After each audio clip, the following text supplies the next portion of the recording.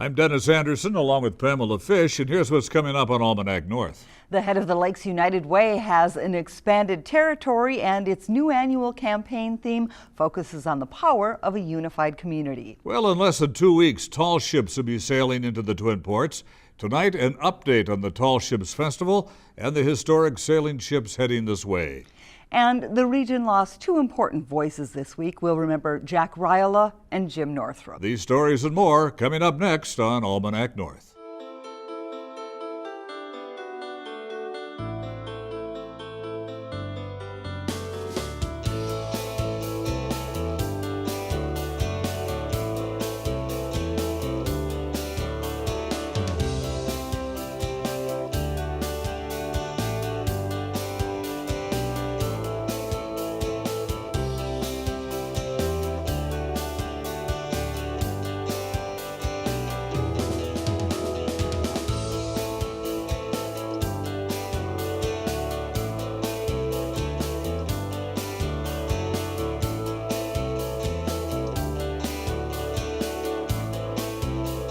Hello and welcome once again to Almanac North. Thank you very much for watching.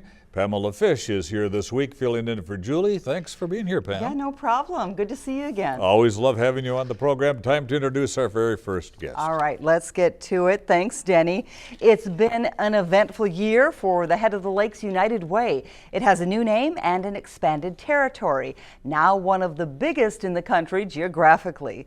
But the focus remains on the people and core services provided by the partner agencies with the United Way. This week, the United Way's annual campaign theme was unveiled, and joining us now is Matt Hunter, the president of the Head of the Lakes United Way. Thanks for being here, Matt. Great to be here. Thank you. Okay, the new theme, if I have it right, is Plus You, Together We Are the Solution. Correct. Okay, so tell me why you chose that theme and what it's supposed to say. Sure. Well, the idea are we mobilize resources, whether or not it's financial, volunteer, corporate resources. And so the idea of Plus You is that, yes, there's United Way. We work hard to get this done, but we couldn't do anything without you. So it's Plus You, and you are a very important part in that equation. There's been thousands of people throughout the years that have made this possible since 1922. So. Matt, what is the United Way? What's its mission? We are a community services organization. Primarily, we raise funds, and we go through a community process to distribute those funds to organizations doing the work. So it's a community process that has panels that make the ultimate decisions about where that money goes, and we honor those decisions. How do people donate, and if you, do they have a choice as to where their money goes? They do. We are, as you said earlier, we are now an expanded United Way. We have 4 different campaign areas. And they're at Greater Duluth, Superior Douglas County, Ashland Bayfield, and the North Shore. You can choose which campaign area you want to support. The merger is now a year old, and we are in our second campaign season with those merged identities. So how do you determine then which agencies should be getting United Way monies? How does that, is there a board of directors that makes that decision? No, it is a community decision. We send out an RFP every couple of years, and we invite people to submit proposals, and it needs to be in an area that we're focusing on, one of our focus areas. And then they go through a panel process where we recruit people from the community, not from United Way, but from the broader community, to listen to the nonprofits present their ideas, how they're creatively addressing an issue like early childhood education, and they ultimately make the decision. There are some guidelines that we need to provide, but it is a community decision. Sure. How many different agencies will be receiving funds this year? More than 50. And we support programs, actually not agencies, so it's programs of specific agencies. Those get up to about 70 programs. Could the number of programs grow, or do you try to keep it at that number? It just depends on the year. Depends on what the proposals are that are submitted as well. So we're not stuck to a number necessarily. It could grow or it could shrink, depending. Now you talked about 4, or maybe you didn't mention 4, but you talked about core areas, and I note that there are 4 that you are highlighting. Can you just tell us about those 4 core areas, and have they changed from year to year? They tend to stay the same from year to year. Our 4 areas are basic needs, income, health, and education. And they usually stay the same. Now within those, one of the goals might be, well, we're going to decrease the amount of illiteracy for kids of a certain age. So we might focus the money in that toward that end one year, but the focus areas, the larger areas, stay the same during the year. And Matt, do all funds donated stay local, or do they go out beyond our region? 99% of the funds stay local. Every year we pay 1% of our campaign to United Way Worldwide. In return, we get branding services, consulting. It's actually a really, really good investment, but 99% of that money stays right here in the region. And I'm wondering too then, if it stays in this region, does most of the money go toward the programs? And what percentage perhaps would go toward administrative costs locally? Sure. Administrative costs fluctuates from year to year depending on the size of the campaign. The campaign's been going down. We're at 21% administrative costs. Our goals are to get it below 18% and then to 15% over the next 2 years. We've brought it down the last couple of years. It's a revenue problem.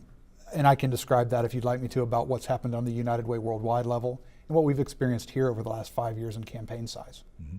Yeah, tell us a little bit more about that. And you called it a revenue problem? Yeah, so our revenues here in the region have gone down, or not our revenues, but the campaign dollars have gone down by 20% over the last 5 years. That's about $500,000. Worldwide, since the Great Recession, United Way Worldwide has lost 40% of its donors. We have not experienced that decline at that level, but it's a network-wide issue. And the big problems are when the Great Recession hit and when all the troubles happened, it really caused problems in the economic and in the business community. And we raise funds through businesses, and they have not recovered through United Way campaigns the way that some of the individual giving has come back. And some of your, the literature that I read recently said that you're going to work harder to, I don't know, maybe make a greater bond with the corporations and the businesses, or is there a new effort to get more donations? Absolutely. We do have new business efforts every year. There are a lot of businesses that have come to the region that we have not gotten into campaigns or haven't really been able to get to. We have 16 people on staff, but a lot of them are direct program staff. So it can be difficult to get out and talk to every business, but absolutely, we're trying to grow the campaign. We've got real goals over the next 2 to 3 years to get it back to the levels it was before. Matt, is there something you're doing differently now to try to recover, to try to bring people back into the fold? Not so much differently, it's that we're telling people about what we do. For example, a lot of people don't know we have the 211 hotline. Anywhere in this region you can dial 211, similar to 911, and speak to someone that's in our office if it's during business hours. And it helps you navigate the human services system. There's 300 plus nonprofits in the region. So if you get into trouble, you lose your home, foreclosure, and you need help, you can call 211 and get referrals to the resources that you need. And a lot of those are our agencies that we support financially as well. So we're just telling people about the scope of what we do, and we're really working hard on the new business side as well. So in telling people what you do, give us, or the audience, your pitch. Why give to the United Way? We have a very special process that we go through. And I describe it as it's a both-and situation. A lot of people ask, well, why should we give to United Way and not to an individual organization that I really care about? It's both. It's both. You want to give to United Way and you want to give to those individual organizations that you're in love with. And the reason is we're a different process, and we have a community process that comes in and looks at those more general needs, and we address those. When you're giving to one organization, they're meeting a more specific need. We need both of that type of support, and so one of our jobs is to mobilize those resources in the community so that that philanthropic spirit that is here has an outlet throughout the community. So the Head of the Lakes United Way that encompasses pretty good sized geographic area. How big is that area? From Grand Marais to Ashland Bayfield over in Wisconsin. So in that entire region, we're one of the largest geographically, but population-wise, we're still relatively small. We're at about 300,000 within that area. So a large area, but a smaller population. So are you utilizing people then from each one of those areas to entice givers to give to the program? Yes, we have a presence in each of the communities. We actually still have an office in Superior, and our staff splits time, our campaign staff splits time between that office and the office in Duluth. And we visit Ashland Bayfield as much as we can. It's interesting because it is a distance to get out there. In Grand Marais, we actually don't have agencies that we support up there and never have because it's so far up the shore. So there might be ways to do that in the future, but we have to be careful of our resources as well. What are some of the greatest needs? And do you find that they're different because you have such a widespread geographic area, different in different areas, or are they similar? Absolutely. I'll give an example. In Bayfield County, 80% of students are on free and reduced lunch. That's huge. In Duluth, in the area, a big issue is human trafficking. And one of our agencies, Lifehouse, has really renewed efforts to address that. So from community to community, the decisions need to be made by those communities. So the panel process we have, if it's the North Shore campaign, the panel members are from the North Shore to try to figure out those issues and address them as best they can. So as the head of the agency, then are you considered the president of the United Way here? Or? I am. Okay, so is it your job then, your task, to meet with all those people and continually not only motivate them, but to determine the exact needs in their areas? That sounds like a very big job. How do you do that? How do you go about doing that? It is. Well, typically we do assessments of the community needs, the individual community needs. It's been a while since we've done one. We're looking into ways that we can do a combined assessment with a bunch of different organizations backing that. Because what you find is that we have a lot of different organizations doing assessments of the needs, and a lot of times they can come out different. Maybe it's a nuance and it might be in the same area, but we're trying to use United Way's position as a convener and mobilizing resources to help us get an assessment that can be used by a number of organizations to determine needs. But it is within the individual communities. Sure, thank you. Well, you've got a lot of work on your hands, but we want to thank you for coming in and talking to us about the new campaign, and also let people know that we'll have the website up and information available. So thanks so much. Again. Nice to meet you. Thank you. All the best.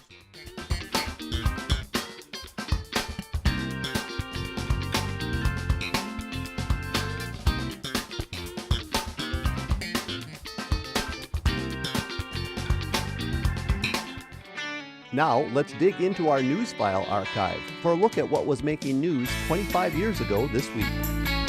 The crowd cheered as the Minnesota Slip Bridge slipped into place for the first time.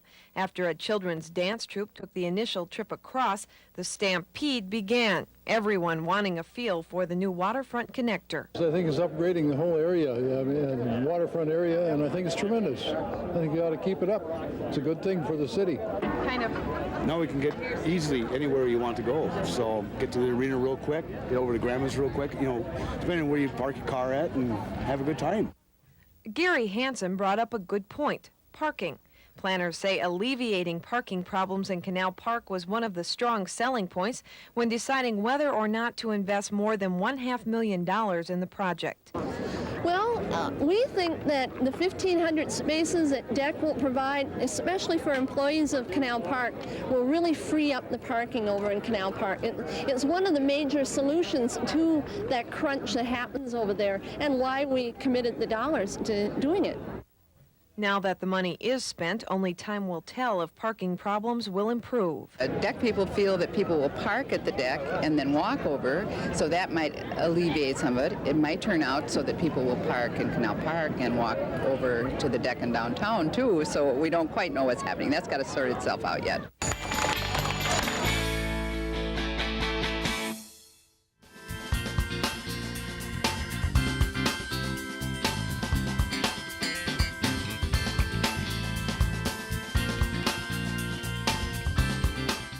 Here's something you're going to love. The much anticipated Tall Ships Duluth 2016 is right around the corner.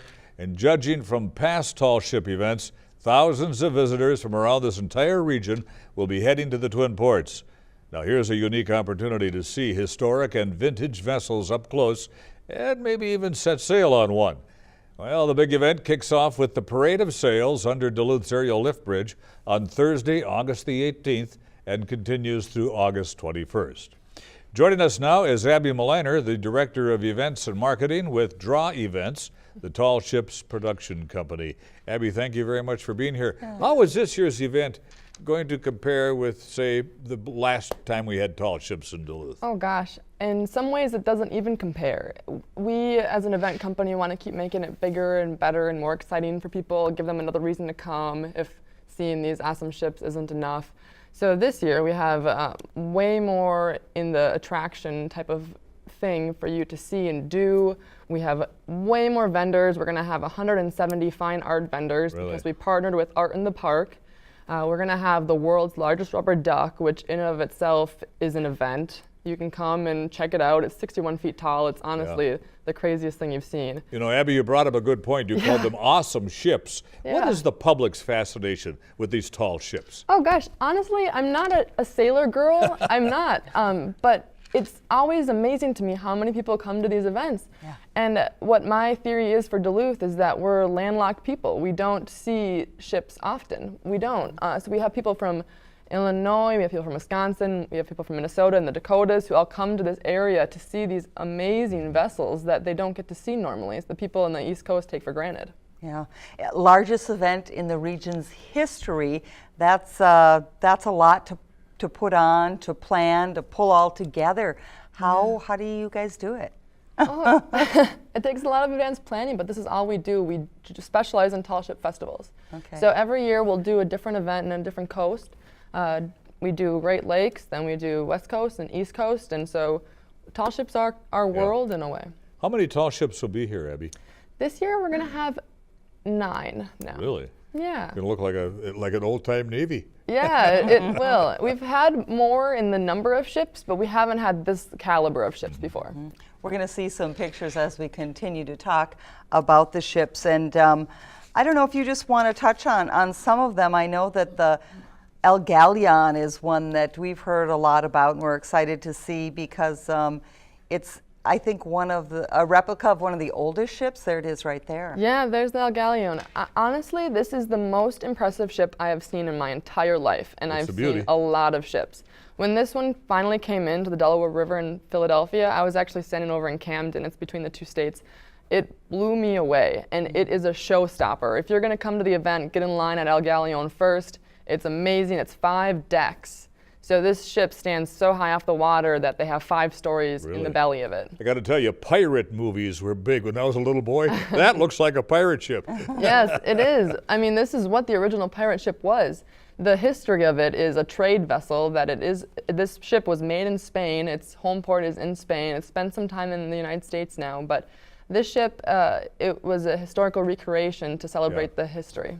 The Viking ship slated for Duluth is not going to be here. Tell us about that.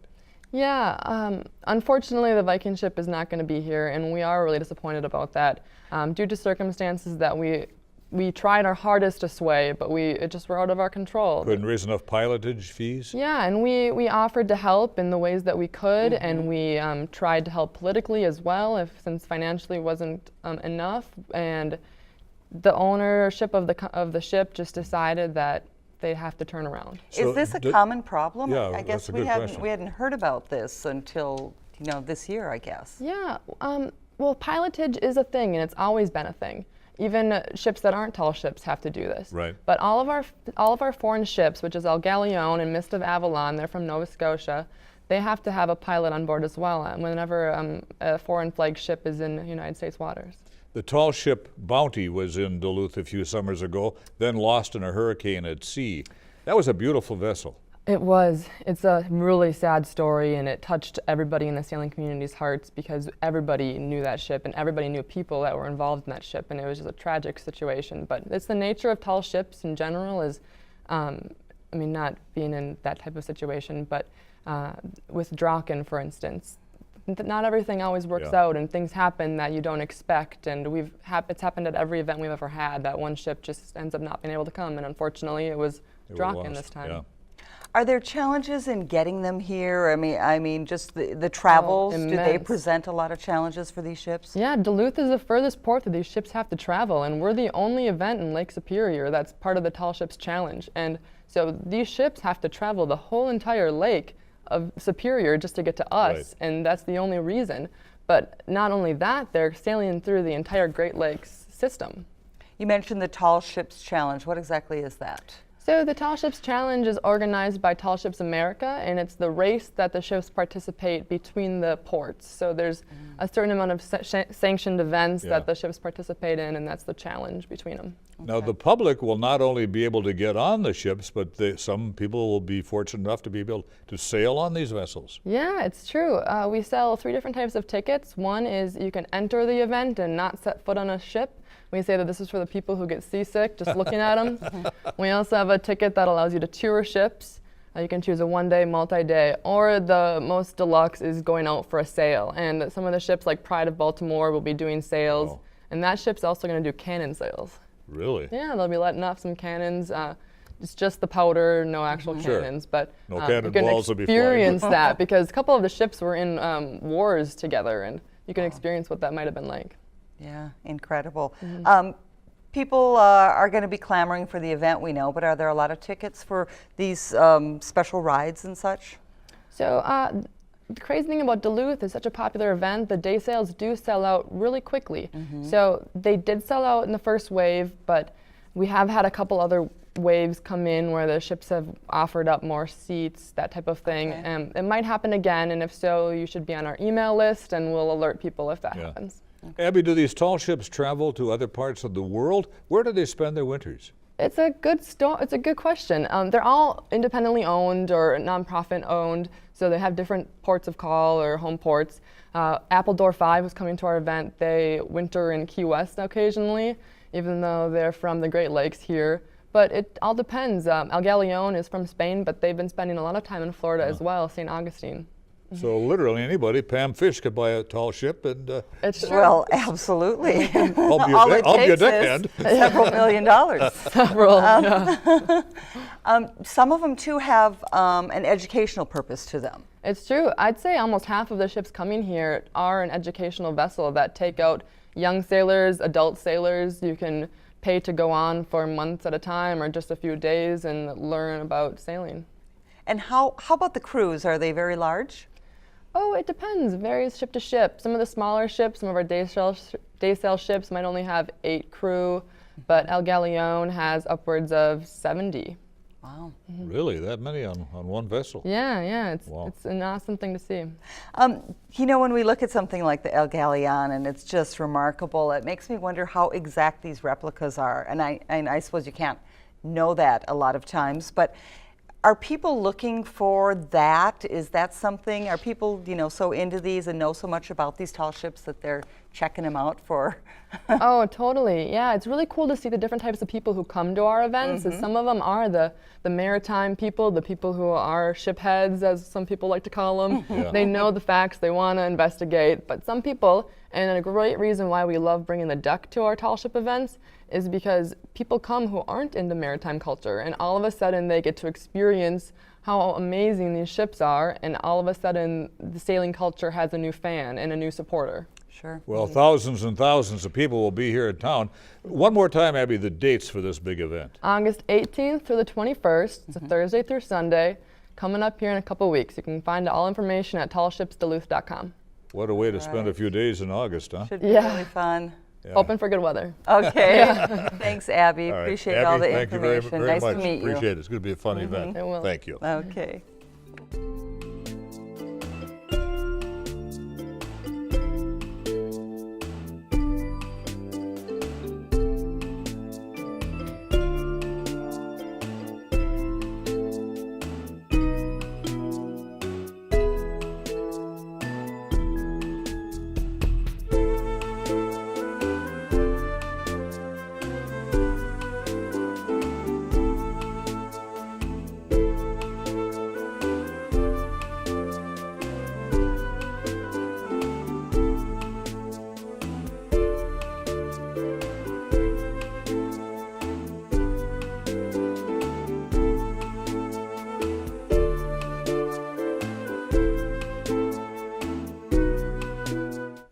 It's time now for the business headlines from the folks at Business North.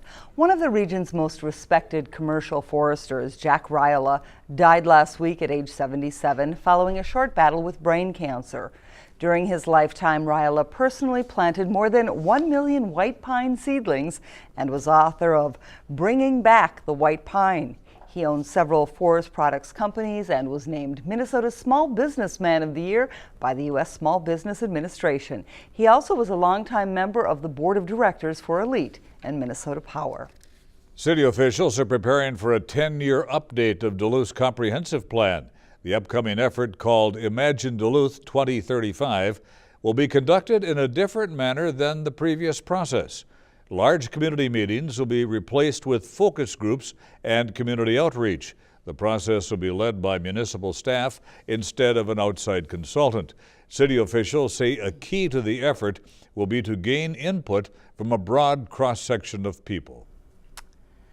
The Chequamegon Food Co-op in Ashland has been nominated for a Retailer of the Year award for its programs. Winners will be announced at an awards ceremony on September 23rd. The co-op's microloan program is under consideration, which is a revolving loan fund for agricultural producers and processors. Another program, called Produce Promises, is a purchasing agreement with local farmers who commit to growing and selling a certain amount and type of produce. The co-op was founded in 1976 and is celebrating 40 years as a community-owned grocery store. For more on these and other stories, visit businessnorth.com. And so if you have a comment about our show, call now, dial 218-788-2849 to leave a message, or send us an email to almanacnorth@wdse.org. And don't forget to check out the WDSE website for information about your favorite programs, upcoming station events, and the latest program listings.